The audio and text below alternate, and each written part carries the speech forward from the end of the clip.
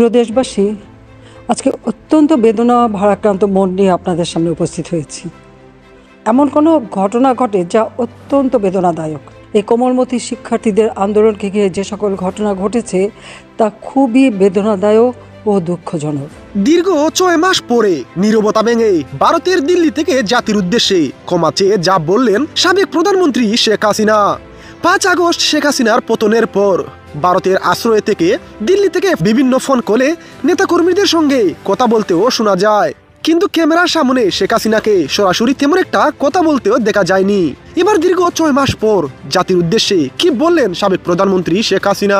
প্রিয় দেশবাসী, আজকে অত্যন্ত বেদনা ভারাক্রান্ত মন নিয়ে আপনাদের সামনে উপস্থিত হয়েছি। এমন কোনো ঘটনা ঘটে যা অত্যন্ত বেদনাদায়ক। এই কোমলমতি শিক্ষার্থীদের আন্দোলনকে ঘিরে যে সকল ঘটনা ঘটেছে তা খুবই বেদনাদায়ক ও দুঃখজনক। অহেতুক কতগুলি মূল্যবান জীবন ঝরে গেল। যারা মৃত্যুবরণ করেছে তাদের আত্মার মাগফিরাত কামনা করছি। পরিবারের সদস্যদের প্রতি গভীর সমবেদনা জানাচ্ছি। আমি প্রতিটি হত্যাকাণ্ডের নিন্দা জানাই। যে সকল ঘটনা ঘটেছে তা কখনোই কাম্য ছিল না। চট্টগ্রামে সন্ত্রাসীরা বহুতল ভবনের ছাদ থেকে ছাত্রদের হত্যার উদ্দেশ্যে নির্মমভাবে নিচে ছুঁড়ে ফেলে দিয়েছে।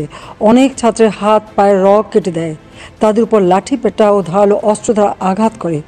একজন মৃত্যুবরণ করেছে, অনেকে মৃত্যুর সাথে পাঞ্জা লড়ছে। প্রিয় ভিউয়ার্স, শেখ হাসিনা আরো বলেন, জুলাই আন্দোলনে যারা মারা গিয়েছেন সেখানে আমাদেরও কিছু গাফিলতি, কিছু ভুল ছিল।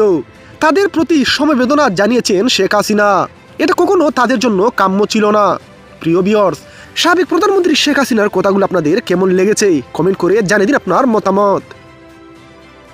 আমি প্রতিটি হত্যাকাণ্ডের নিন্দা জানাই। যে সকল ঘটনা ঘটেছে তা কখনোই কাম্য ছিল না।